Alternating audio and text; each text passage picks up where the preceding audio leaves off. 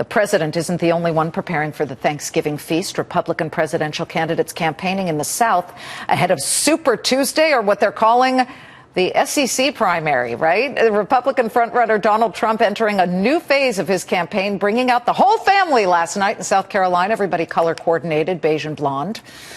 But the New York Times editorial board is not buying Trump's attempt to look more presidential. In an article titled "Mr. Trump's Applause Lies," they write, in the Republican field, Mr. Trump has distinguished himself as fastest to dive to the bottom. If it's a lie too vile to utter aloud, count on Mr. Trump to say it. Often it's no easy task for journalists to interrupt Mr. Trump with the facts, but it's an important one.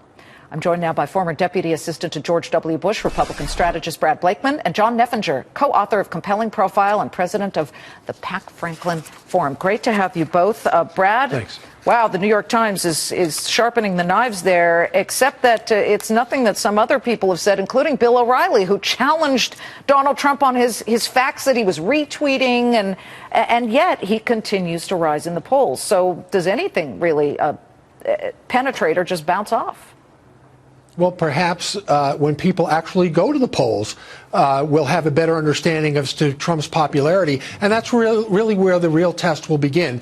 Not with the Iowa caucuses, which are not secret ballots. They're basically living room conversations held in schools and churches and other places. But when people actually go into the polls and have a secret ballot in important battleground states, that's when we'll really take a measure of whether Trump is catching on. The other thing is, it's not enough for the media to check Trump. It's up to the Republicans and the candidates to also put a check on him. You know, exactly. You know, do the fact checking, which is extremely important. Certainly, John Neffinger, the whole "We Are Family" brings out Melania, Ivanka, who we've seen. She's been on the network many times. Yep. But is this a new stage? And do we start to see Hillary bring out the grandchild? And on the other side, that's a great question. I don't know how soon we'll see her, but yeah, you got to do that around Thanksgiving. And the other reason you got to do that is because Trump has been ruffling a lot of sorry, I got turkey on the brain feathers lately. Yeah. By going, as the Times was saying, really, really hard to, I guess one would say, the right. But that piece of the Republican coalition that was targeted in the Southern strategy a couple of decades ago, the folks who resisted integration in the first place. So we're talking about registering Muslims. We're talking about roughing up black protesters in Alabama. This is not done by professional Republican politicians. But Trump just doesn't play by the rules. Brad, Senators Marco Rubio and Ted Cruz are fighting over Senate voting records again. How do either of these candidates avoid that same criticism that President Obama has faced from the party in the last 7 years, sort of being that first-term senator battle?